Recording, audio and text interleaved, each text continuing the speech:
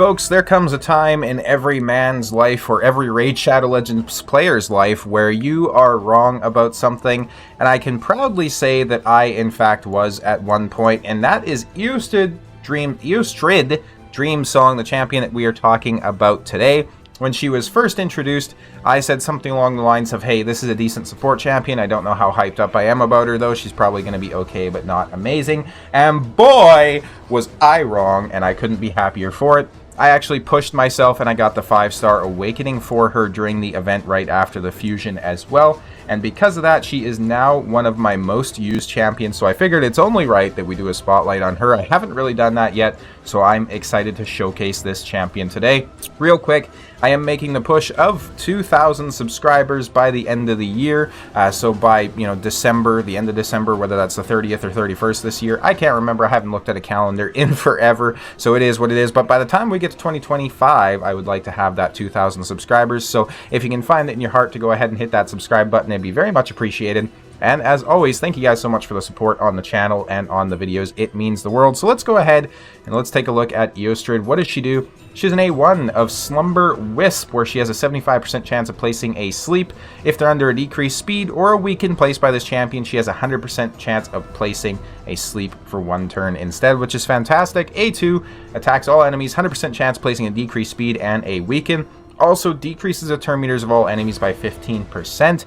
Now this skill on its own does sound okay, but it gets better. And I forgot to mention, A1 is going to have a 5.4 times attack multiplier, which is pretty insane. And then the A2 is going to have a 4.9 times attack multiplier, which is also pretty insane. Granted, her base attack is very low at 1,035, but damn, she can actually do some very solid damage. Now finally, the A3 is going to place an increased speed and increased attack on everybody for 3 turns, also fills the turn meters of all allies by 15%.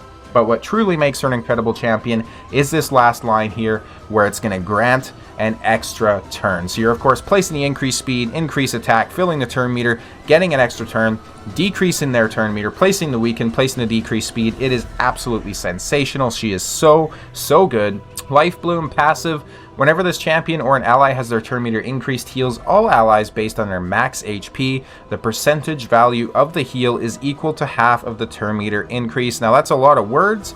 Basically, what those words mean is, for example, if you're filling your turn meter by 15%, you're going to get a 7.5% max HP heal. So it's essentially kind of like detonating a continuous heal buff on your team, and this certainly does add up over a fight. She does also have an aura of increasing ally speed in arena battles by 28%, and then because of that, the blessing I have on her, especially considering she's 5-star awakened, is I do have intimidating presence because I do use her significantly inside the arena. She is one of my best arena leads. I was for quite some time running her inside cruelty as well. Of course, all those AoEs from her A2, she's going to be able to decrease the enemy's defense quite proficiently. And of course, I'm always recommending these blessings these days. This is just essentially showing how good this one is in particular, but Nature's Wrath would be absolutely fantastic on her because of the amount of debuffs that she is placing. Now, of course, in PvP, something to be concerned about is polymorph with the amount of debuffs she places, right? So the sleeps and then the decreased speeds as well as the weakens can all get you polymorph, so that's just food for thought. How do we have her built? These are going to be the stats that we're running here. So we have 52k HP, 3600 on the defense, 339 on the speed. Definitely needs a little bit more speed in all honesty. And then she has 447 on the accuracy. Now this is how she's built essentially to go fast inside the arena. There is actually an alternative build that I would like to recommend for her as well. And what that alternative build is actually going to be coming down here to the cursed set, wherever it might be. I'm just going to keep scrolling here. I already went by it, I believe. It's up here somewhere. The cursed set essentially is a 4-piece set which has a 50% chance to place a hex debuff. So all the time when I'm running this champion inside a Hydra battle, I have her inside the cursed set. She's placing a hex on the heads, which is very nice, especially with how many times her A2 pops off, right? So with all that turn meter decrease and fills and all those sorts of crazy things, she cycles back around very quickly. And having that hex out there just helps to amplify your damage so darn much for the rest of your team. Overall, she is just an absolutely fantastic looking champion as well. They kind of went all out with the character design on this one. She is so aesthetically pleasing to look at. She's basic, but just has a very unique aesthetic. The art team at Raid always does fantastic things. Let's go ahead, let's hop into Dragon 20 here, As always, we're going to do something a little bit different, though. We're essentially just going to bring her as the setup champion for our damage dealer, just to show how strong she is at this role. Now, the reason she's so strong is because if you think about an Arbiter who is your traditional setup champion, she's going to have an increased attack and a turn meter fill. Granted, Eostrid has half the turn meter fill, but she also has an increased speed as well as that increased attack still, right? So she can set up your team very, very good. Not to mention, unlike Arbiter, she gets that extra turn where she now places the weaken on the enemy team as well. And hopefully this is a strong hit, otherwise it's going to be kind of silly. But because of those setups, we're able to get so much more damage out of our Sun Wukong and come in and almost kill the entire wave just off the hop. This is how strong this champion is. So if you've done the fusion and if you're unsure if you should be building her, I absolutely recommend it. Go ahead and build her out. If you just pulled this champion, then congratulations. She is going to help to progress your account in a lot of areas, specifically PvP.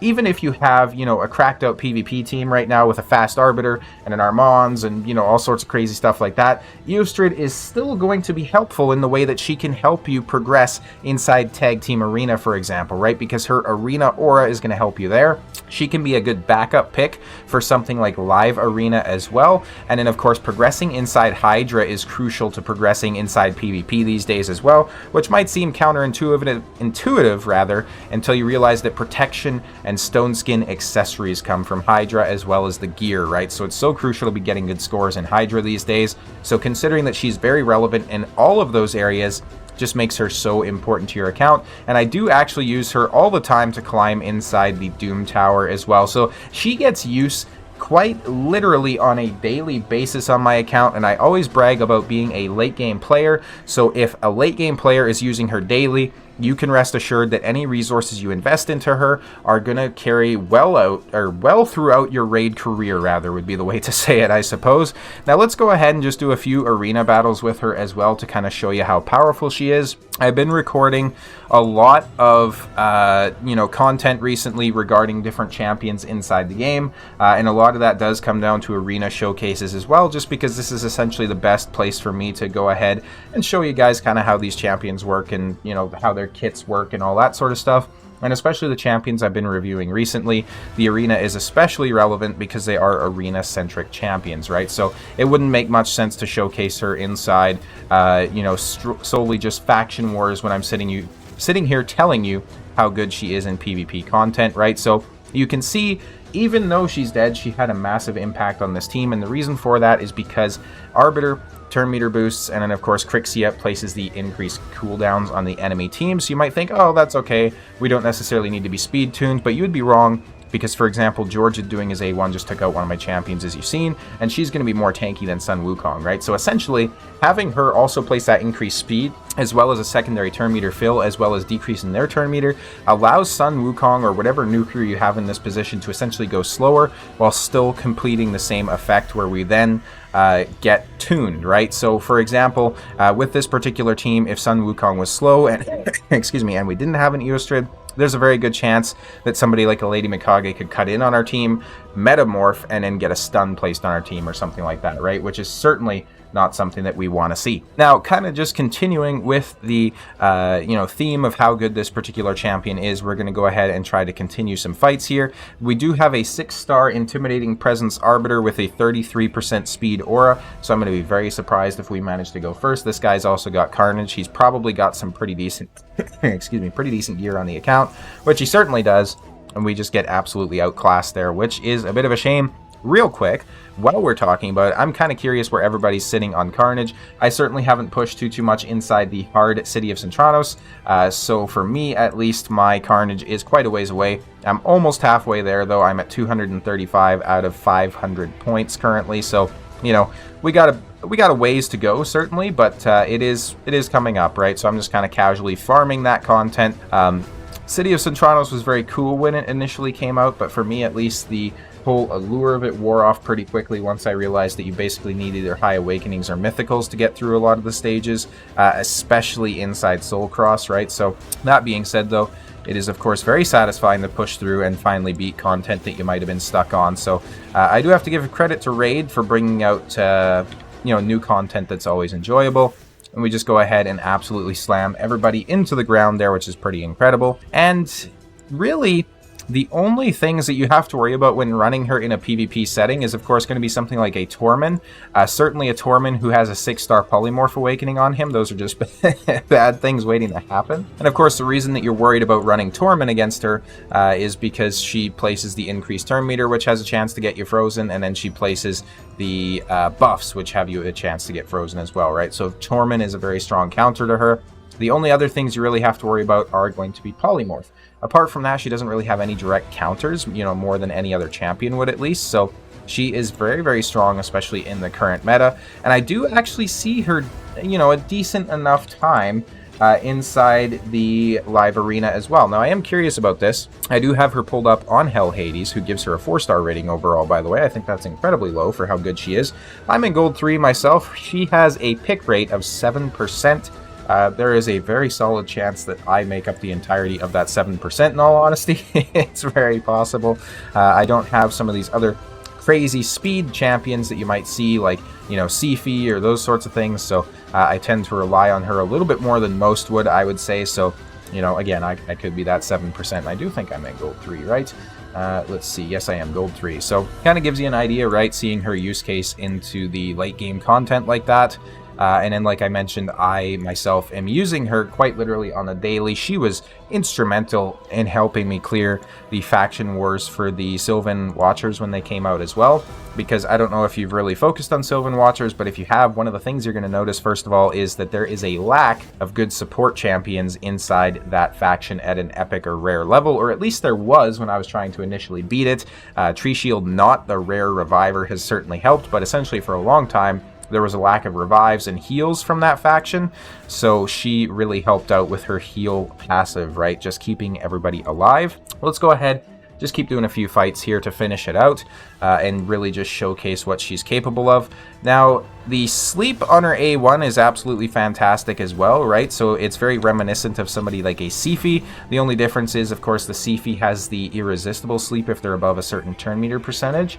And then, of course, she is a Force Affinity champion, so she has some affinity problems against, like, Spirit champions, for example, right? So the other thing, though, that works in her favor is the fact that she is a Spirit champion. So even still, a Force champion. So even still, a lot of the champions that we're seeing inside Classic Arena, Live Arena, and Tag Team Arena are going to be Magic champions. Certainly the champions that are the most OP, right? So here's a perfect example. Armand's is going to be a Magic Affinity champion. So having Armand's go against her is obviously a favorable matchup for you. There's a good chance that she essentially gets weak hit and then his effects don't place, which is quite nice. Somebody like a Elva is also, of course, weak affinity against her. Had to get my obligatory cough in there in between commentary. So just having those, little parts to the kit or parts to the champion that can make her a little bit better is nice as well, right? Because I think, realistically speaking, an affinity matchup is probably not going to win you a match, right? So, for example, if you're going in the live arena against somebody who has the Armands and they get the first turn, having that affinity matchup be in your favor isn't going to be enough to really turn the tide of battle, I wouldn't say, but it certainly can help. So if you're also running a couple of champions that are specifically tuned to counter Armands or something like that, right? It's just another thing that you can add into the pool, essentially, to help swing things in your favor, which is good. We'll go ahead and we'll finish this last fight here, and then I'll also go ahead and show you how her masteries are done, because apparently I just decided to put the masteries at the end of the video these days, even without meaning to, which is interesting. So let's go ahead and see what's possible here. Now, that is the first time she does actually get polymorphed. Who polymorphed her, actually? I'm curious. It was probably Armand's. It was either Armand's or it was Sun Wukong. Let's go ahead and do some damage here to the, I forgot her name, to the Duchess, who I still don't have, by the way. We're going to go ahead, we're going to metamorph, and we're going to reset everybody here as well. Now, the Pythion shouldn't have his revive available, so that is good. We're going to go ahead and buff strip there. Hopefully we don't get it. We're waiting for this Pythion to take another turn there. Of course, the Wukong is going to come back soon enough as well. Now, she is burst out of the sheep there, which is quite nice. We're just going to A1 into the Wukong. We don't need to worry about a weak hit, considering that they are the same affinity, of course. Sun Wukong is an absolutely fantastic champion. I do already have a guide on him on my account, or on my channel, rather, but I think it's probably high time that we do another one here soon as well. He's just consistently growing with the game, and he's so incredibly strong. Now, I think here we'll go ahead and blast into the Sun Wukong, just do our additional damage there to the Pythion, and you can see we take that team out without really too much of a struggle whatsoever. Now let's go ahead and take a look at Eostrid for her Masteries. Pretty basic stuff. I do have her built out inside counterattack Masteries because I want the chance to place those sleeps if somebody is debuffing me or if somebody's attacking her, right? And then, of course, as always, with my support champions that are placing debuffs, I come down to Eagle Eye and Evil Eye specifically.